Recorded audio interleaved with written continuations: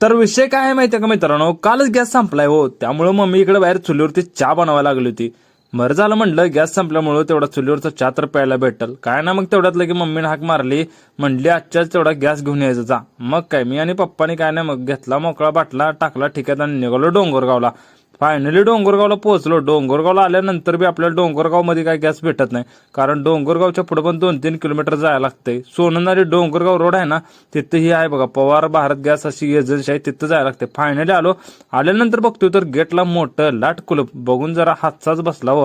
काय नाही मग तुमच्या भावान पण लगेच त्यांना कॉल केला. केल्यावर त्यांनी म्हणलं अर्धा तास तुम्ही तेवढं थांबा. मग काय म्हणलं आता थांबायला लागते तर थांबायचंच.